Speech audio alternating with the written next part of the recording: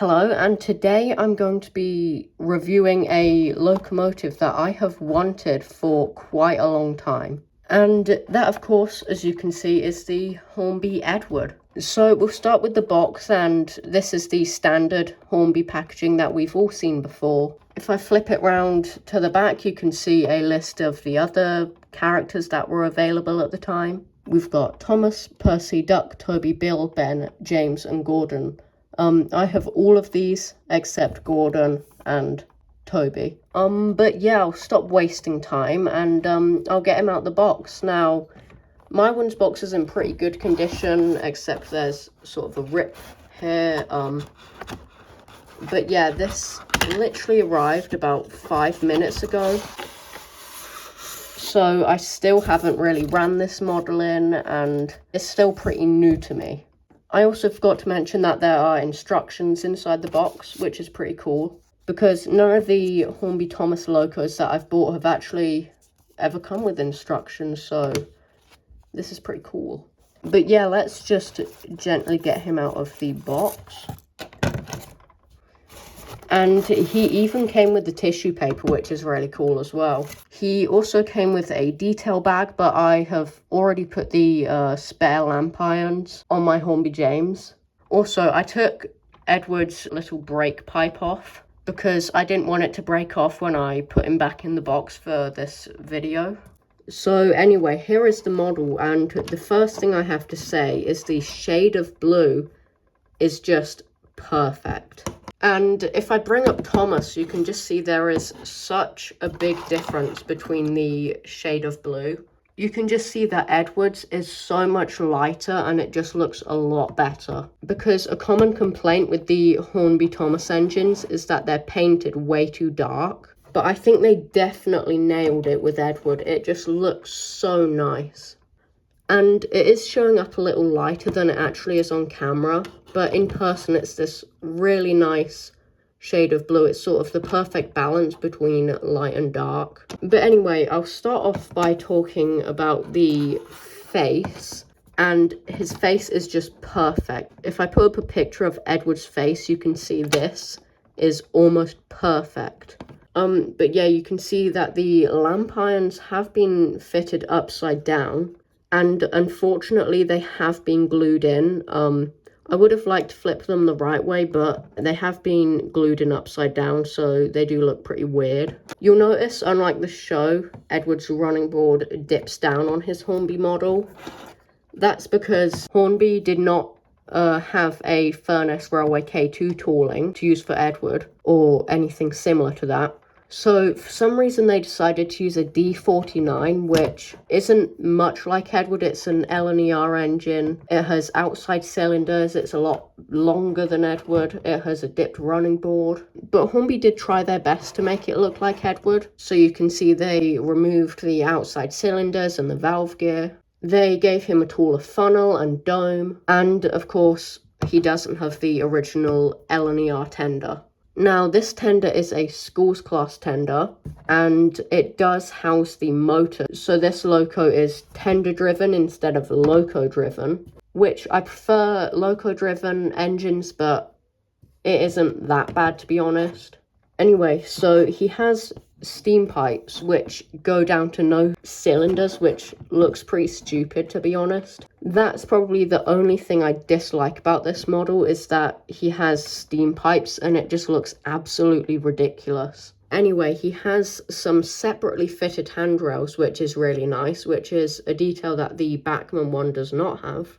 And the boiler bands are really nicely applied. Although I have just noticed something. You can see a pretty obvious seam line of where the original D49 dome was. It's not super noticeable, but it is a small sort of nitpick, I guess. If you look sort of above the bogie wheels, you can see there are some, I believe those are mechanical lubricators. Obviously, Edward doesn't have them in the show, but it's a nice detail anyway. If we take a look at the cab, you can see that the windows are actually glazed, which is a really nice touch, because on most Thomas locos, they are just left without any glass in them. And he does also have a metal whistle, which is a really nice touch. something I find kind of weird is that on the side of the cab, his lining sort of zigzags down, which is kind of funny. But yeah, if we take a look inside the cab, there actually is a little bit of detail, which is a really nice touch. None of it's painted. I believe Emily is the only Hornby Thomas loco with a painted cab interior. A detail that I don't see many people point out is that he actually has molded handrails on his cab. And they have just been left blue, they haven't been picked out, but I think it would be an easy modification if you wanted to do that. But yeah, I think that's pretty much it for the actual locomotive part. I do think that this is a very nice model, although I do have a few nitpicks, like I wish the frames here on the running board were painted black. Same with the frames sticking out down here. I wish those were painted black. I think it would have looked a lot nicer. And I just noticed that you can actually see where the cylinders would have been held in on the original D49 tooling. But also this front bogie here is very loose, which it doesn't cause any problems when running. I can see why you might find it annoying because it does sort of move around a lot, but it's not really a big deal. So next up is the tender, and I won't talk about this for too long since it is the regular schools class tender, but you can see it has some nice details like the tender handbrake there, and on the back there is a water filler cap.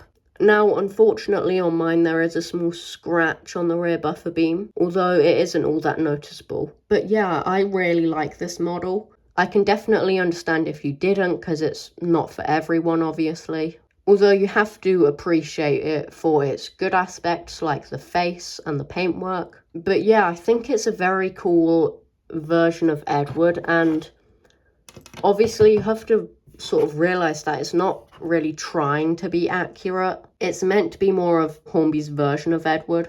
And I like to look at it as being an alternate version of Edward instead of, you know, just a bad model of Edward. Because if you look at it as being an alternate take, then it's not actually that bad. But now I thought it would be fun to do some comparisons. So here is the Hornby James. And as you can see, Edward is quite a bit taller than James, actually. One criticism people have with the Hornby Edward is that he's far too long. But I'm actually quite happy that they made him long, because that means he scales a lot better with the Hornby James. Because James and Edward are meant to be about the same size, and if I show you from above, they are pretty much about the same size. Edward is a tiny bit longer, although it's not that much.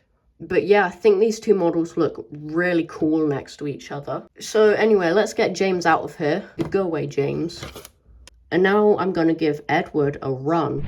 So now I'm going to be giving Edward his first proper run on the layout. And I have sort of tested him. He was a little bit noisy, so I did lubricate his mechanism a bit. But other than that, he hasn't been running or anything. He hasn't ran around the layout yet. So let's give him a little test. And he's a pretty smooth runner. His wheels seem to stick a bit when he goes into reverse, which I might have to try and fix that. But other than that, he is running pretty nicely.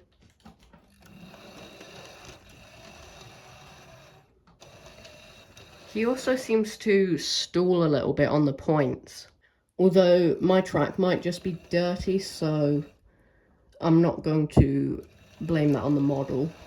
Anyway, so now I'm going to give him a run in, and then I'll couple him up to some coaches. So I have just been running him in for the past few minutes, and I thought that we should do a little slow speed test. So let's just bring him into shot there. And I've not actually tested how slow he can go yet, so this is probably going to be a surprise. So let's turn it up a bit. I am on DC, so if we're on digital and you have the newer model, he should probably be able to go slower, although he's actually doing a pretty good slow speed. It's nothing incredible, and he's stopped. Go on. Yeah, he's not happy about that. Go on. Nope. My track might be a bit dirty, so... Yeah, I'm not sure if he can do a decent slow speed. You probably saw that his wheels just stuck when he went in reverse. So he might need a bit of a service to stop his wheels from sticking.